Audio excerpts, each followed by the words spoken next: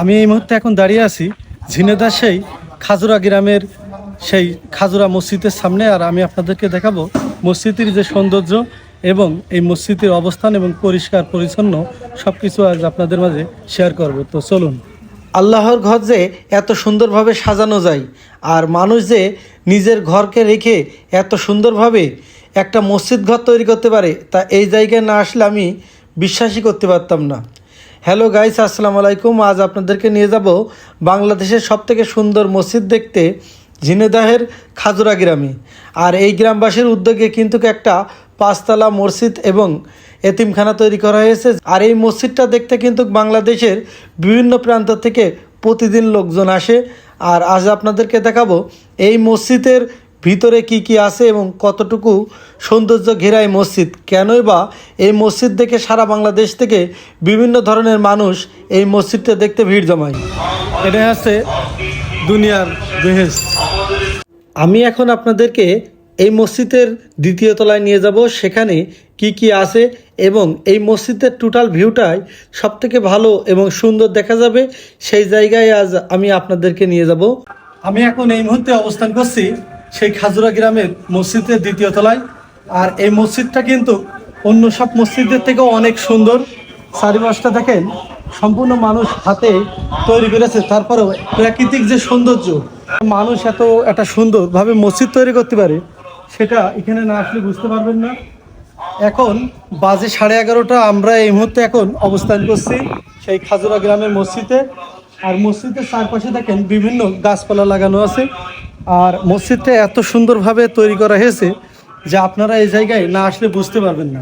এখন এই মুহূর্তে অবস্থান করছি মসজিদের এই 2য় তলায়। আর এই জায়গা থেকে কিন্তু এই মসজিদটার কিন্তু সৌন্দর্য আরও দ্বিগুণ বাড়িয়ে তুলেছে।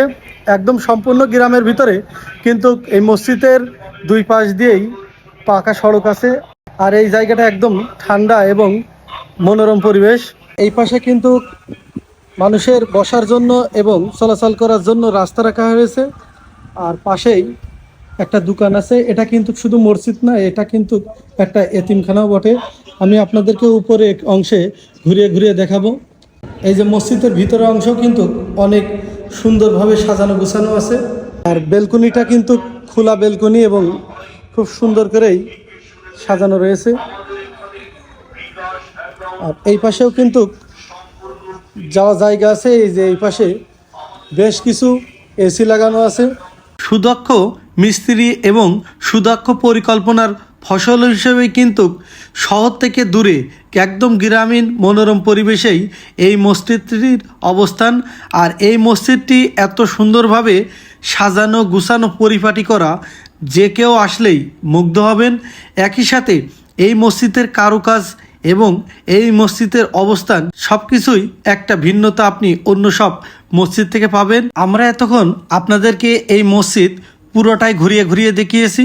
আমরা এবার উপর থেকে নিচেই যাব এবং নিচেই একটা গার্ডেন আছে, যে গার্ডেনে বসার এবং শিশুরা যেন এসে ইচ্ছামতো খেলাধুলা করতে পারে এবং পথচারীরাও এসে যেন বিশ্রাম নিতে পারে, সেই জায়গায় আপনাদেরকে নিয়ে যাব। আসলে আপনারা দেখতে পাচ্ছেন প্রথমেই কিন্তু বসার বেশ কয়েকটা জায়গা আছে। এখন বাজে 11টা, যার কারণে কিন্তু অনেক রোদ। আর এই রোদ্রে কিন্তু তাপমাত্রা বেশি, যার কারণে মানুষ কিন্তু যখন এই জায়গায় প্রবেশ করবে তখন কিন্তু কেউ এই রোদ্রে বসবে না। যারা এখন এই মুহূর্তে এই রোদ্রের সময় আসবে বা এই গরমের সময় আসবে, তারা কিন্তু এই পাশেই শীতল এই জায়গাটা আছে, এই জায়গাটা বসারও ব্যবস্থা আছে, তারা আসতে পারবেন। এমনভাবে গাছ লাগানো আছে যে প্রত্যেকটা গাছ একদম পরিকল্পনা মাফিক লাগানো আছে। আর সবচেয়ে বড় বিষয় হচ্ছে যে এই জায়গাটা বসার অনেক ব্যবস্থা আছে। বিকেলে আসলে আপনারা এই জায়গায় কিছুটা সময় অতিবাহিত করতে পারবেন।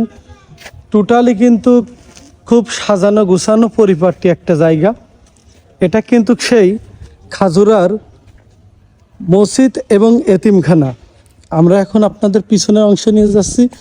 এই পাশটাই যে গাছগুলো সুন্দর করে লাগানো আছে, আসলে মসজিদকেও এত সুন্দর করে তৈরি করতে পারে আর এত যত্নে রাখে, এই জায়গায় না আসলে আপনারা বুঝতে পারবেন না। এই যে এই পাশের অংশটাও কিন্তু খুব সুন্দরভাবে সাজানো গুজানো আছে। আমরা এখন আপনাদেরকে আবারও সামনে নিয়ে যাই। এই জায়গাটার স্পটটা এত সুন্দর, খুবই মনোরম পরিবেশ।